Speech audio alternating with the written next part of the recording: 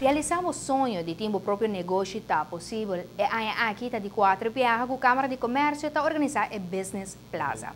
Toda pessoa que quer começar um negócio e compartilhar com nós é básico de startup. Câmara de Comércio e Indústria está dando a oportunidade para crescer.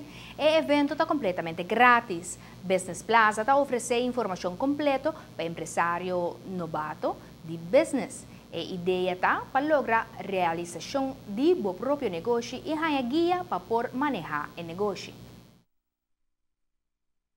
Nós vamos começar com speech de nossa presidente, senhora Daphne Lechevet. Depois, a sponsor de nosso evento, de Design and Strategy, daarbij apresentar todo o marketing para entrepreneurs novo. Depois, nós temos a senhora Roxanne Wolf, que vai apresentar todo o Compa, Lanta e Companhia. E depois, a break, nós temos Dave Martinez e Mimes. Nós também explicamos todo o nosso curso Empresário Independiente Chiquito Mediano e a importância de coaching.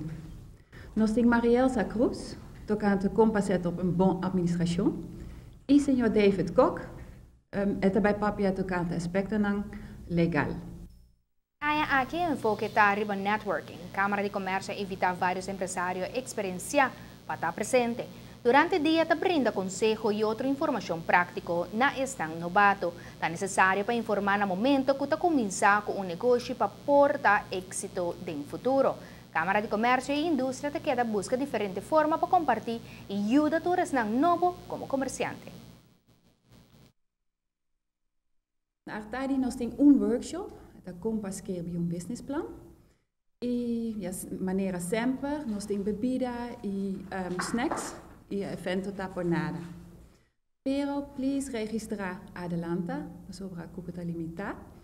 Voor registrar via ons e-mailadres businessinfo@chamber.com, via onze website @chamber.com of llama 582-566. Het is echt full informatie, zo tourinformatie bij een solo dak, bij zo'n toerta bombini. A intenção de Business Plaza está para criar comerciante exitoso. Todo visitante que deseja também por receber consulta privada com o conselheiro de Câmara de Comércio e Departamento de Assunto Econômico. A consulta está disponível gratuitamente.